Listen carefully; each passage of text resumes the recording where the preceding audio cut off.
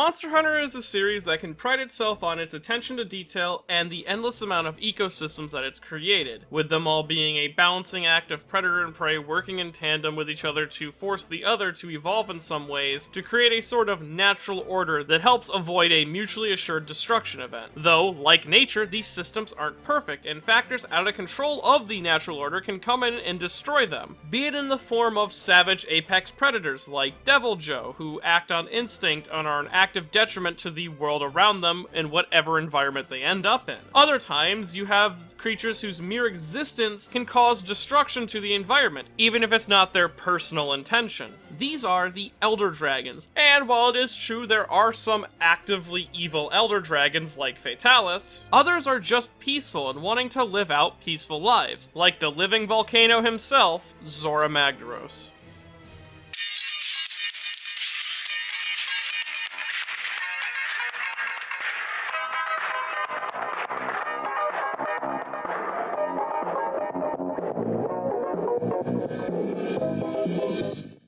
Zorah Magdaros is an Elder Dragon that acts as the inciting incident that leads the Fifth Fleet to journeying to the New World in Monster Hunter World's main story, as the one we see throughout the main story is migrating to the New World due to something called the Elder's Crossing, a phenomenon that attracts dying Elder Dragons to the New World in an attempt to find a final resting place, and release their own stored-up bioenergy somewhere inside the New World, usually within the Rotten Vale, but others do it inside the core of the continent known as the Elder's Recess. Though what makes this incident so interesting is in a disastrous turn of events, Zorah Magdaros decides it's going to take a very direct path to its destination, cutting clean through the New World's continent and disrupting every ecosystem along the way in every major location on the continent. But to add to that, it also plans to release its stored-up bioenergy into the Everstream, the entrance into the core of the New World, which would cause a cataclysmic extinction event that would wipe out all life on the new continent. With that understood, the Hunters of the Fifth Fleet worked to try to lead Zorah Magdaros off his given path, and finally succeed when he was mere moments from his destination, sending him out into the vast ocean to find a final resting place of their own. And we actually get to see what that sort of looks like during the events of the Iceborne expansion. But before we get too into that, we should discuss Zorah Magdaros more in depth, and possibly the influences behind his role and his design. So let's start first with his name. The name Zorah Magdaros was assigned to this monster, with the first half of his name, Zorah, translating to the Czech word for dawn, which plays as an antithesis to the box monster of Monster Hunter World, Nergigante, whose name is in reference to the Mesopotamian god of sunsets, so it's sunsets and dawns, as Nergigante is the sunset that follows the dawn that was Zorah Magdaros story-wise, as you fight him after you fight Zorah Magdaros or fend off Zorah Magdaros. Along with this, the Zorah is a biblical reference to the hometown of Samson, a Bible figure known for his immense physical strength, which is represented quite well in Zorah Magdaros being almost physically unstoppable. Then next we have the Magdaros portion of his name, which appears to be comprised of a combination of the word magma and the Japanese word dara, with magma being an obvious reference to the lava and magma that Zorah Magdaros produces naturally from its body, and dara is a shortening of the Japanese word for to be filled with or to be covered all over with. So Magdaros or Magdaros translates loosely to be filled with or covered with magma. Though, along with this, calling back to the Zorah portion of his name's Hebrew connection, you also have the interesting coincidence that Magdaros, or at least the opening portion of Magdaros, is pronounced very similar to Migdal in Japanese, with Migdal being the Hebrew word for tower, harkening back to his Zorah connection, and also connecting him to another Elder Dragon, the Dalamadar, which wouldn't be the only thing connecting the two, though we'll discuss that more in a little bit. Though speaking of monsters related to Zorah Magdaros, it turns out he's actually related to another Elder Dragon, Lao Shenlong, which becomes a whole lot more noticeable when you see Zorah Magdaros without his shell. Though, I'll make the guess that, biologically, Zorah Magdaros would predate a Lao Shenlong, even if Lao Shenlong significantly predates Zorah Magdaros in appearance in actual games, as not only is Zorah Magdaros 3.5 times larger than a standard Lao Shenlong, but its body is also less dragon-shaped, giving it a more ancient feel. It is also stated that Zorah Magdaroses did exist in the old world, they just didn't make any fuss, and they were mostly docile, peaceful creatures. Also, Zorah Magdaros possesses a bunch of massive magma core organs, 3 on its back and 1 on his head,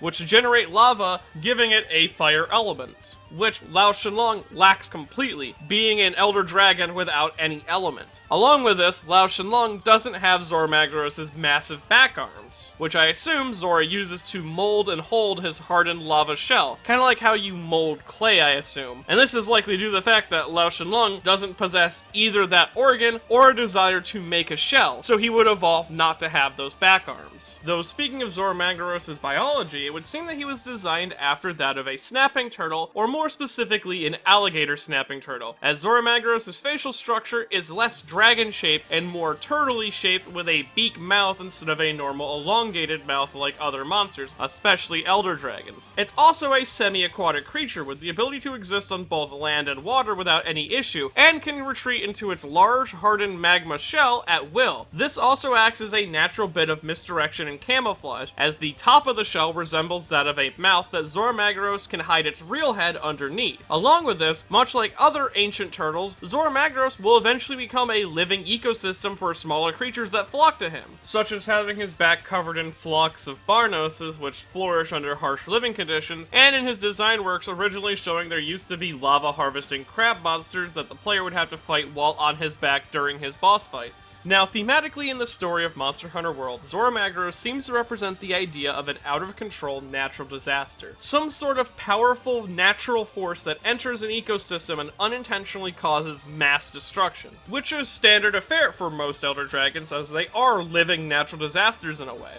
What makes this one different is it threatens a whole continent on such a massive scale, and that could have been on the mind of the development team since they were developing Monster Hunter World a year after the Tohoku earthquake and tsunami, which led to the Fukushima nuclear disaster, which is an incident that has left a major impact and in some way still is affecting Japan as a whole. And we even see this in other pieces of media released around the time that Monster Hunter World was released, such as Shin Godzilla. In fact, a lot of fans have pointed to similarities between Shin Godzilla's story and Zorah Magdaros, but given the release dates, these are likely just coincidences from similar ideas, and not one being directly inspired by the other. Though one could argue that Zorah Magdaros is a similar Godzilla figure given what he represents. Though unlike the Godzilla of Shin Godzilla, Zorah Magdaros journeyed to a new world with a goal in mind. He planned to release his built-up years of bioenergy directly into something called the Everstream, which would have completely destroyed the ecosystem of the new world in a cataclysmic event, which gives off the impression that Zorah Magdaros is a more malicious creature than we expected, as it uncaringly marches through the world, ignoring other resting places with intention of destroying the core of the new world, especially when you factor in that Elder Dragons are all sentient beasts who act with purpose instead of relying on instinct like, say, a savage predator like Deviljho. But once you investigate deeper into the Elder's Crossing a bit, and venture deeper within the Everstream, you'll uncover what I believe to be Zorah Magdaros' real intention. You see, the Elder Crossing, as I mentioned earlier, is a phenomenon that dates back to some of the earliest Elder Dragons. In fact, I believe it goes back to the first run of Elder Dragons. It occurred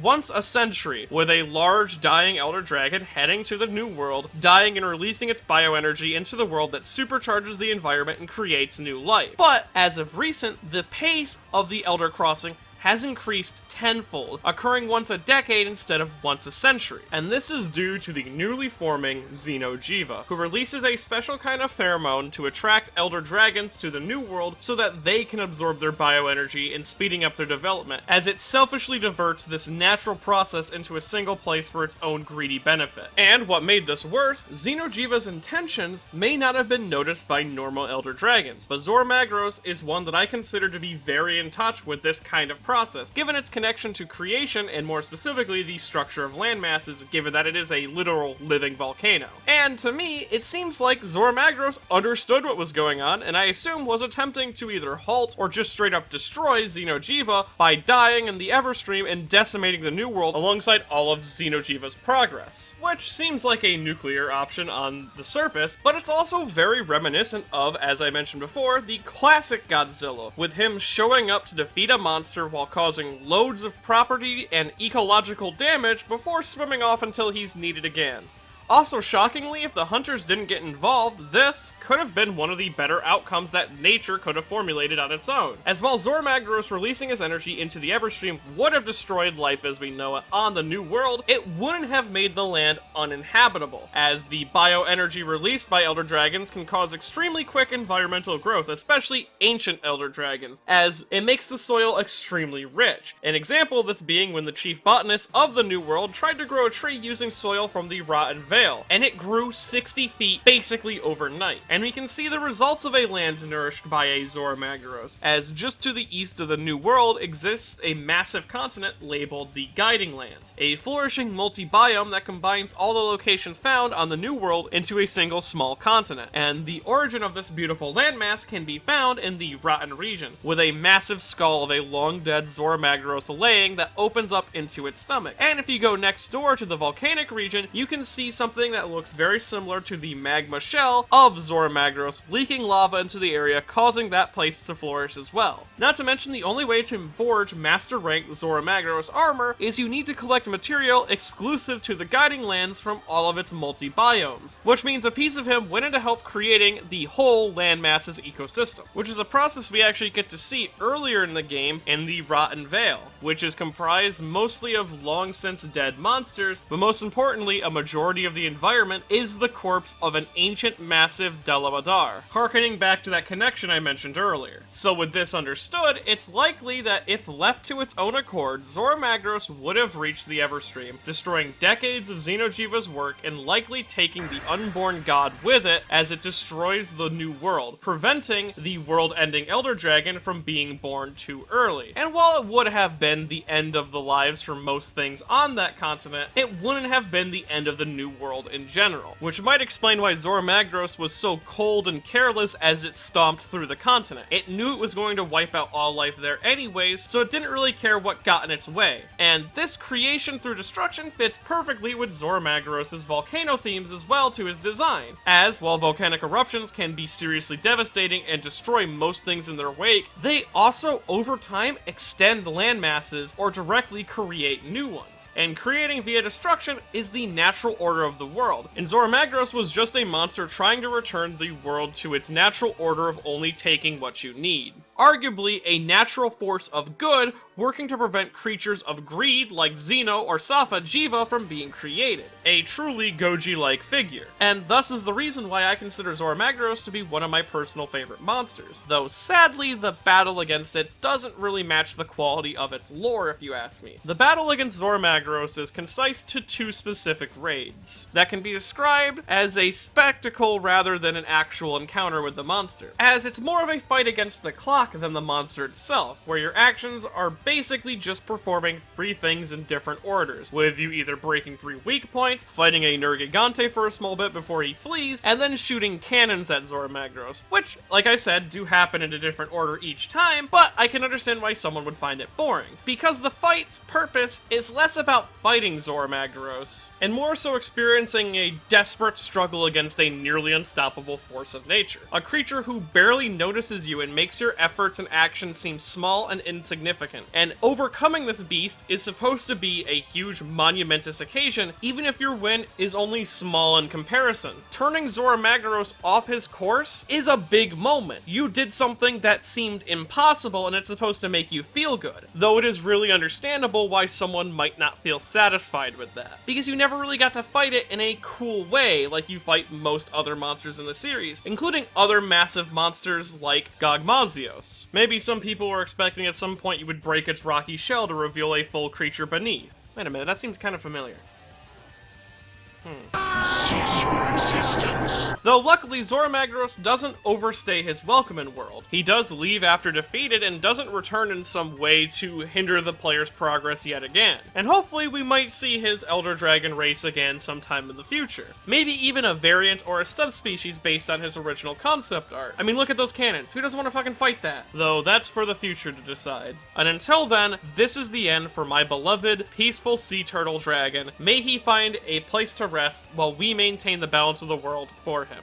I hope you enjoyed this video. I'm actually rather new to the Monster Hunter series as a whole, as I got interested via World, and then I've gone back and played some of the earlier games like GenU, so I'm not as researched on the series as I'd like to be, and I had to ask for help on making this project from a few friends and other veterans of the series, and I covered Zorah Magdaros specifically as he's a monster that I not only love the lore of and enjoy the design of, but it's also one I'd understand the most given my starting with World. But in the future I do want to make more videos on Monster Hunter, on some of my favorites like Brachydios or Ka. So if I got anything horribly wrong, please feel free to correct me at some point. And if you want to see more videos like this in the future, I have a Patreon at patreon.com/MightyNotTheBadGuy, and if you want to grind up some Master Rank armor, you can do so by mining a copy of Shimonetta, a boring world where the concept of dirty jokes doesn't exist, at buyshimonetta.com.